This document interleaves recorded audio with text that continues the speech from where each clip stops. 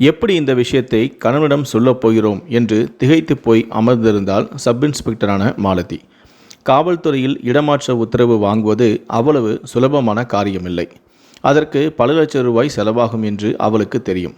மதுரையில் ஆர்டிஓ அலுவலகத்தில் பணிபுரியும் அவருடைய கணவனோ கை நிறைய சம்பளமும் கை நிறைய கிம்பளமும் வாங்குபவன்.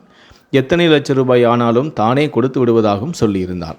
திருமணமாகி ஓராண்டு தனித்தனியாக வாழ்ந்து வார இறுதி நாட்களில் சந்திப்பு என்ற நிலைக்கு பழகி கொண்ட பின்பு எல்லா நாளும் கணவனுடன் இருக்கலாம் என்ற செய்தி மாலதிக்கு இனிக்கத்தான் செய்தது. ஆனால் அதற்கு இப்படி ஒரு விலையா என்றும் யோசித்தாள். தன்னுடைய இடமாற்ற உத்தரவுக்காக கேட்கப்பட்ட விலையை கணவனிடமும் சொல்லதா வேண்டாமா என்ற குழப்பமும் இருந்தது. மாலதியின் புருஷன் மணி இயற்கையிலேயே கோபக்காரன். இதை கேட்டு ஏதாவது அசம்பாவிதமாக செய்துவிட்டால் மாலதியின் அலைபேசி அப்போது அழைத்தது. மாலதியின் உயர் அதிகாரி அழைத்தார். மாலதி, நான் சேகர் பேசுகிறேன். Good morning sir. சாஸ்திரி நகரில் ஒரு அப்பார்ட்மெண்ட்டில் மசாஜுங்கிற பேரில் விபச்சாரம் நடக்கிறதா தகவல் வந்திருக்கு. Yes sir. பகல்லையே நடத்துகிறாங்களாம். நீங்கள் சரியாக ஒரு 11 மணிக்கு அங்கே போங்க. கையும் களவுமாக ஆளுங்களை பிடிச்சிட்டு வந்துடுங்க. Yes sir. மணி அப்போது சரியாக 10:30 ஆகியிருந்தது. ஹெட் கான்ஸ்டபிளான பாண்டி வந்தவுடன் போகலாம் என்று தீர்மானித்திருந்தாள் மாலதி. அந்த பாண்டிதான் அவளுக்கு ஆதரவாக இருக்கிறான். மதுரைக்கு பணிமாற்றம் வேண்டும் என்று அவள் விருப்பம் பல நாட்களாக கிடப்பிலேயே கிடந்தது. பாண்டிதான் அது இருக்கும் இடத்தை மோப்பம் பிடித்து அதை கொஞ்சம் கொஞ்சமாக மேலே நகர்த்தினான். அந்த உத்தரவில் கையெழுத்து போடும் வல்லமையுடைய அதிகாரியின் மேஜைக்கு. அந்த விண்ணப்பம் போனவுடன் அவளை அழைத்து கொண்டு அந்த அதிகாரியை பார்க்கவும் போனான். அவனை வெளியே இருக்கச் சொல்லி மாலதியிடம் தனியாக பேரம் பேசினார் அந்த உயர் அதிகாரி. நீங்கள் மதுரைக்கு டிரான்ஸ்ஃபர் கேட்டிருக்கீங்க. பொதுவாக இதுக்கு இன்றைக்கி ரேட் 20 லட்சம் ரூபா. ஆனால் உங்ககிட்ட நான் அதை கேட்க போகிறதில்ல. அதை என்பதில் அவர் கொடுத்த அதிகப்படியான அழுத்தம் அவர் எதை கேட்கப் போகிறார் என்பதை அவளுக்கு கோடிட்டு காட்டியது. அசிங்கமாக சிரித்தபடி அதைவிட அசிங்கமாகவும் பேசினார் அந்த அதிகாரி. நான் அந்த விஷயத்தில் கொஞ்சம் வீக். இல்லை அந்த விஷயத்தில் நான் ரொம்ப ஸ்ட்ராங். சந்தேகம்னா பி ஸ்டேஷனில் இன்ஸ்பெக்டர் செண்பகலட்சுமி கிட்ட கேட்டு பாருங்கள். அடுத்த வாரம் நான் கொடைக்கானல் போகிறேன். நீங்கள் என் கூட வரணும். நாளே நாள் தான் உங்களுக்கு டியூட்டி மார்க் பண்ண சொல்லிடுறேன். திரும்பி வந்தவுடனே உங்களுடைய டிரான்ஸ்ஃபர் ரெடியாக இருக்கும். இப்போ நீங்கள் ஒன்றும் சொல்ல வேண்டாம். 2 நாட்கள் யோசிங்க. டிரான்ஸ்ஃபர் வேணும்னா இந்த நம்பருக்கு ஃபோன் பண்ணுங்கள். இப்போ நீங்கள் போகலாம் என்றார் அந்த உயர் அதிகாரி. பேய் அறைந்தது போல வெளியே வந்த மாலதி இதை யாரிடமும் சொல்லக்கூடாது என கங்கணம் கட்டியும் கொண்டாள். அவள் சொல்லாமலேயே இதனை கண்டுபிடித்து விட்டான் பாண்டி. பணம் தவிர வேறு ஏதாவது கேட்டாரா மேடம் என்றான். உயிரில்லாமல் தலையாட்டி நடந்ததை சொன்னாள். யதார்த்தமாக யோசித்து பார்த்து முடிவெடுங்க மேடம். இந்த ஆள் சொன்னால் கரெக்டாக செஞ்சிடுவார். அந்த விஷயத்தில் நேர்மையான ஆள் என்றான். என்ன எளவு நேர்மையோ என்று அழுத்து கொண்டாள் மாலதி. என்ன மேடம் யோசனையில் இருக்கீங்க? பாண்டியின் பேச்சு அவள் நிலைவலைகளை கலைத்தது. பாண்டி, 4 லேடி கான்ஸ்டபிள்களை கூட்டிக்கிட்டு உடனே கிளம்பணும். பிராத்தல் ரைடு செய்ய போகிறோம். எங்கே மேடம்? அடையாறு சாஸ்திரி நகரில். விலாசத்தையும் சொன்னாள். அங்கே வேணாம் மேடம் விழித்தான் பாண்டி. ஏயா? நான் அங்கே அவங்களுக்கு ரெகுலர் கஸ்டமரு. எனக்கு ரெகுலராக ஒரு ஆள் வரும். சரோஜான்னு பேர். சூப்பராக இருப்பா. உனக்கெல்லாம் எவையா போலீஸ் வேலை கொடுத்தது? தன்னை தகாத உறவுக்கு அழைத்த உயர் அதிகாரியிடம் சொல்ல முடியாத அந்த வார்த்தைகளை பாண்டியிடம் சொன்னாள் மாலதி. மதியம் சுமார் 1 மணி இருக்கும். சாஸ்திரி நகரில் சற்று ஒதுக்குப்புறமாக இருந்த வீட்டில் நடத்திய அதிரடியான சோதனையின் விளைவாக 4 அழகிகள் மற்றும் அந்த தொழில் நடத்தி கொண்டிருந்த நடுத்தர வயது பெண்மணியும் ஜீப்பில் அள்ளி போட்டு அழைத்து வந்தனர்.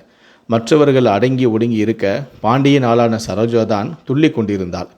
யோ என்னையா, யாரும் வரமாட்டாங்கன்னு சொன்ன நெளிந்து கொண்டிருந்தான் பாண்டி. மரியாதையாக பேசு. அவர் ஹெட் கான்ஸ்டபிள் தெரியும்ல என்றாள் இன்ஸ்பெக்டர். அவர் என்னோட கஸ்டமரு, அது உங்களுக்கு தெரியும்ல. வாயை மூர்றி. ஏன் கொச்சிக்கிறீங்க? முன் சீட்டில் அமர்ந்த மாலதி திரும்பி சரோஜாவின் முகத்தில் ஓங்கி அடித்தாள். அடியின் வேகத்தில் நிலைகுலைந்து விழப்போனவளை மற்ற பெண்கள் தாங்கி பிடித்தனர். யாரடி அக்கா? இன்னொரு தரம் அந்த வார்த்தையை சொன்ன அறுத்துருவேன். சரிங்கா, இனிமே அப்படி சொல்லாத. மீண்டும் ஒரு முறை திரும்பி தன்னுடைய பலத்தை எல்லாம் திரட்டி சரோஜாவை ஓங்கி அடித்தாள் மாலதி. இன்னொரு தரம் அந்த வார்த்தையை கேட்டேன், கொலையே செஞ்சிருவேன். ஸ்டேஷனுக்கு வந்தவுடன் மாலதி முன் தலையை சொரிந்தபடியே நின்றான் பாண்டி. என்னையா? மாலதியின் குரலில் எரிச்சல் இருந்தது. மேடம், அந்த பொண்ணை மட்டும் விட்டுருவோம், எனக்காக ப்ளீஸ் என்றான். ஏன்? உன்னை ஆளுங்கிறதாலையா? அப்படின்னா அவளை இங்கே வச்சு மாலை மாற்றி கல்யாணம் பண்ணிக்கோ, அவளை விட்டுறேன் என்று சொல்ல லாக்கப்பில் இருந்த சரோஜா பலமாக கைத்தட்டினாள்.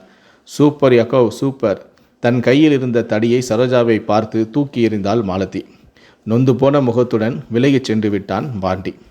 பாண்டி எல்லோருக்கும் பிரியாணி பொட்டலமும் டீயும் வாங்கி கொடுத்துரு. நாளைக்கு காலையில் தான் கோர்ட்டுக்கு கூட்டிகிட்டு போக போகிறோம். சாயங்காலம் எஃப்ஐஆர் போட்டுக்கலாம் என்றால் சுரத்தில்லாமல் சரி என்றான் பாண்டி. அவன் கையில் தனியாக 100 ரூபாயை வைத்தாள் மாலதி. உன் ஆளுக்கு ஏதாவது ஸ்பெஷலாக வாங்கி கொடு. பாண்டியின் முகம் அப்போது மலர்ந்தது. ஸ்டேஷனை பார்த்துக்கோ, நான் சாப்பிட்டுட்டு வந்துடுறேன். உன் ஆளோட பேசு, ஆனால் அத்துமீறாமல் பார்த்துக்கோ, சரியா? எஸ் மேடம் என்றார். சாப்பிட்டு கொண்டிருக்கும் போது மாலதியின் கணவன் அவளை அழைத்தான். போன விஷயம் என்னாச்சு என்றான். அது வந்து என மாலதி இழுத்தாள். ஏன் இழுக்கிற? விஷயத்தை சொல்லு. பணம் நிறைய கேட்குறாங்களா? எவ்வளவு கேட்டாலும் கொடுத்துருவோம் என்றான். அவர் பணம் கேட்கல. அப்புறம் தட்டு தடுமாறி விஷயத்தை சொன்னாள் மாலதி.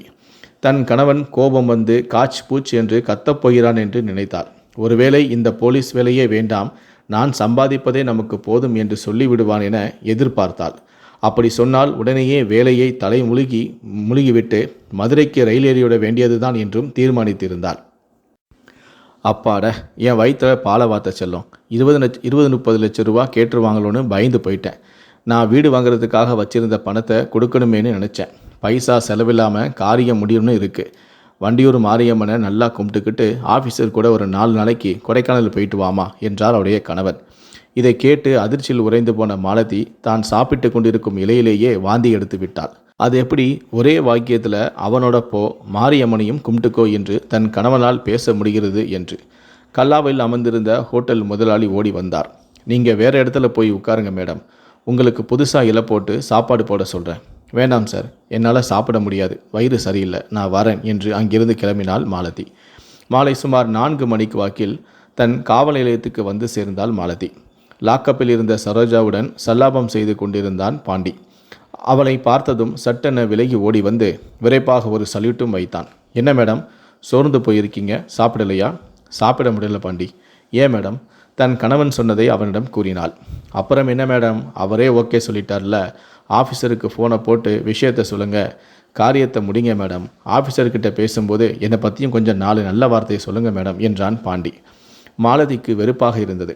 ஸ்டேஷனுக்குள் இருக்கவே அவளுக்கு பிடிக்கவில்லை. பால் வியாபாரிகள் சாலை மறியல் செய்து கொண்டிருப்பதாக தகவல் வரவே உடனே அங்கு கிளம்பி போய்விட்டாள் மாலதி. அதன் பிறகு இரவு 7 மணிக்கு திரும்பி வந்தபோது லாக்அப் கதவோடு ஒட்டி நின்றபடி சரோஜாவை கொஞ்சிக் கொண்டிருந்தான் பாண்டி. இந்த கலனிகளை 4 தட்டு தட்டி விசாரித்து எஃப்ஐஆர் போடுவோம் என்று தீர்மானித்தாள் மாலதி. விஷயத்தை சொன்னவுடன் லாக்அப் அறைக்குள் மாலதிக்கு ஒரு நாற்காலி கொண்டு வந்து போட்டாள் பாண்டி. சரியா சாப்பிடலையாக்கா? முகத்தில் சுரத்தே இல்லையே. சரோஜா அக்கா பாட்டு பாட ஆரம்பித்தவுடன் மாலதிக்கு எங்கிருந்துதான் அந்த கொலைவரி வந்ததோ தெரியவில்லை. பாண்டி கையில் இருந்த லத்தியை பிடுங்கி சரோஜாவின் வாயிலேயே போட்டாள். சரோஜாவின் சில பற்கள் உடைந்து உதடு கிளைந்து இரத்தம் வடிந்து கொண்டிருந்தது. நல்ல வேளையாக சரியான சமயத்தில் தடுத்து நிறுத்திவிட்டான் பாண்டி. இல்லாவிட்டால் மாலதிக்கு இருந்த ஆத்திரத்துக்கு சரோஜா லாக்கப்பிலேயே சமாதியாகி இருப்பாள். காசுக்கு முந்து விரிக்கிற கழுதைக்கு என்னடி அக்கா உறவு, இனி ஒரு தரம் அக்காங்கிற வார்த்தையை கேட்டேன், கொலையே செஞ்சிருவேன் என்றாள். சரோஜாவுக்கு தாங்க முடியாத வலி, கண்கள் நிரம்பி விட்டன. தன் கைகளால் அடிப்பட்ட வாயை மூடியபடி மாலதியை கோபத்துடன் முறைத்து பார்த்தாள். வேசித்தனம் செய்கிறவளுக்கு அக்கா உறவு கேட்குதாக்கும். அதுக்கு மேலே சரோஜாவால் பொறுக்க முடியவில்லை. கையை வாயிலிருந்து எடுத்தாள். நீ செய்கிறது என்னவா? பூட்ஸ் அணிந்திருந்த தன் கால்களால் சரோஜாவின் இடுப்பில் மாறி மாறி உதைத்தாள் மாலதி. சும்மா இரு கழுத. சரோஜாவை அடக்க முயன்று கொண்டிருந்தான் பாண்டி. தான் காசுக்காக படுக்கிற வேசித்தனம்தான். நீ டிரான்ஸ்ஃபருக்காக ஆஃபீஸரோட படுக்க நினைக்கிறது பத்தினி விரதமா? நானாவது சோத்துக்கு இல்லாமல் செய்கிறேன், நீ இன்னும் சொகமாக வாழணுங்கிற செய்கிற. அதுக்கும் உன் புருஷன் வர உடந்த தூ என்று சரோஜா துப்பிய போது இரத்தத்தோடு சேர்ந்து அவளது உடைந்த பற்களும் கீழே விழுந்தன. அவளை மிதிப்பதற்காக மாலதி தூக்கிய கால் அப்படியே அந்தரத்தில் நின்று கொண்டிருந்தது. பின் மாலதி விடுவிடு என்று வெளியே போய்விட்டாள். பாண்டி எல்லோத்தையும் வெளியே விட்டுறியா? எஃப்ஐஆர் போட வேண்டாம், மதியம் நாம் அங்கே போகும்போது யாரும் இல்லைன்னு சொல்லிடு, புரியுதா என்றாள் அவள். மற்றவர்களை விட்டால் போதுமென்று ஓடிவிட்டனர். சரோஜா மட்டும் தயங்கி மாலதியின் இருக்கைக்கு வந்தாள். நிமிர்ந்து பார்த்தாள் மாலதி. சரோஜாவின் உடம்பு அந்த தொழிலுக்கே உரிதான வளைப்புடன் இருந்தது என்றாலும் முகத்தில் அதீதமான வாட்டமும் இருந்தது. புருஷன்தான் சொல்கிறானேன்னு ஏடா கூடமாக எதுவும் செஞ்சிடாத. ஆம்பளைங்க அதை மறக்கவே மாட்டாங்க. நீ 2 பேரும் தனியாக இருக்கும்போது ஆஃபீஸர் உன்னை அங்கே தொட்டானா இங்கே தொட்டானான்னு அசிங்கமாக கேட்டுக்கிட்டே இருப்பான். நான் வரேன்க்கா என்று மாலதியை பார்த்து சரோஜா சொல்லிவிட்டு செல்ல, இந்த முறை சரோஜா அக்கா என்று அழைத்தபோது மாலதிக்கு கொஞ்சம் கூட கோபம் வரவில்லை. இந்த கதை உங்களுக்கு பிடித்திருந்தால்